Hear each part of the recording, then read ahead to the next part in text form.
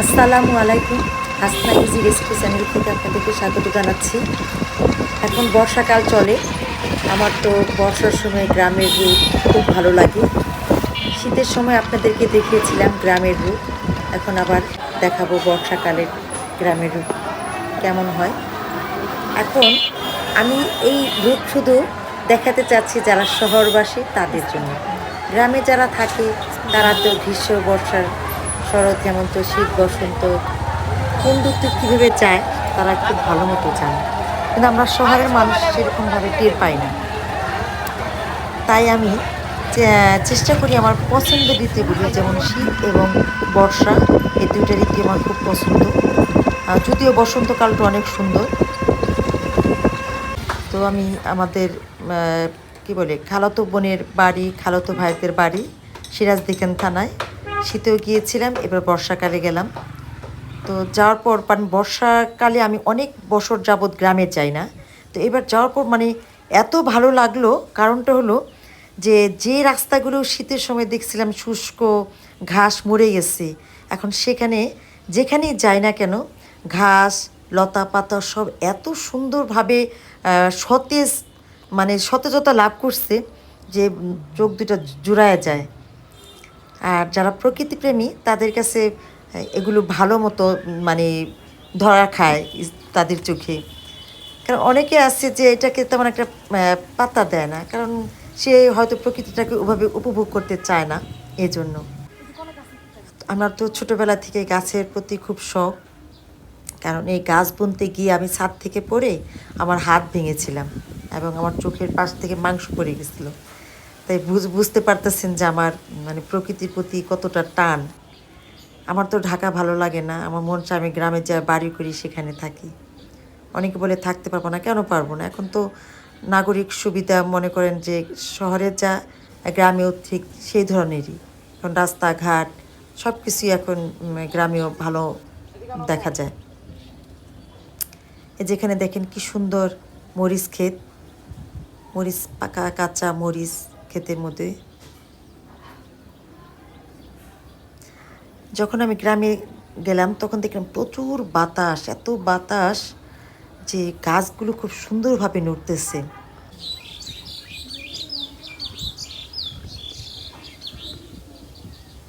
এখনো ক্ষেত গেলেতে সেভাবে পানি আসে নাই, এখানে নৌকা চলে নাকি।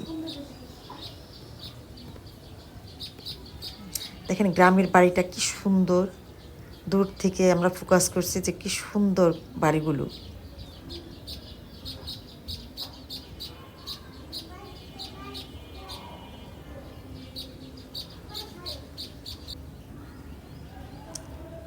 আকাশ নীল, কোথাও আবার কালো মেঘ ছেয়ে গেছে, আবার সাদা মেঘের ভেলা, সব মিলিয়ে চমৎকার একটা পরিবেশ ছিল।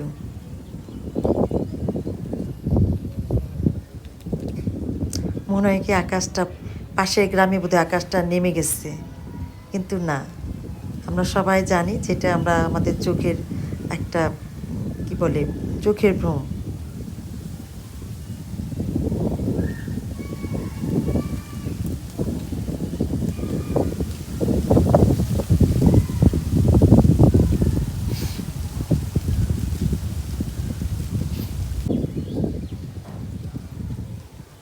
দেখেন প্রচুর বাতাস, ইউক্যালিপটাস গাছের পাতাগুলো কি সুন্দর নড়তেছে।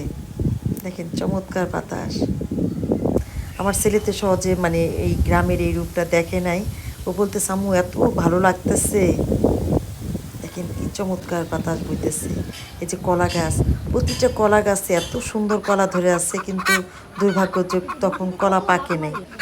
তাহলে পাকা কলা কতদিন ধরে যে খাই না। যেখানে মুরগিগুলি কি সুন্দর ডাকতেছে, চারিদিকটা সবুজ আর সবুজ, যারা না দেখবেন তারা মিস করবেন। না, আমি অনেক দিন পরে বর্ষাকালে গ্রামে গেলাম। সাধারণত বর্ষাকালে গ্রামে যাওয়া হয় না, যেহেতু এখন আমি কন্টেন্ট তৈরি করি। আর সেই জন্য কন্টেন্ট তৈরি করার ইচ্ছা আর গ্রাম দেখা দুইটা একসাথে আমার করা হলো, মনোবাসনা পূর্ণ হলো। তো এখন থেকে মনে হয় যতদিন বাঁচবো আমি বর্ষাকালে গ্রামে যাওয়ার চেষ্টা করব। আর যারা গ্রামে থাকেন তাদের তো সৌভাগ্য। তো কষ্টের বিষয় গ্রামগুলো আর গ্রাম থাকতেছে না, প্রতিটা গ্রামই এখন শহরের ধাঁচে চলে যাচ্ছে। এখানে আরিয়াল কি বলে আবাসন প্রকল্প হইতেছে আরিয়াল বিলে, যা দেখে আমার মনটা খুব খারাপ হয়ে গেল।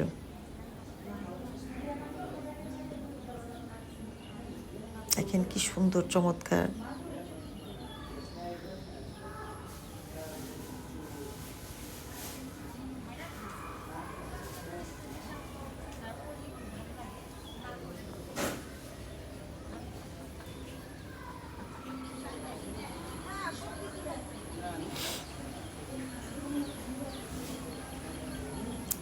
আমাদের কবি সাহিত্যিকরা সবসময় আমাদের দেশে প্রকৃতি নিয়ে অনেক কবিতা অনেক গান লিখছেন।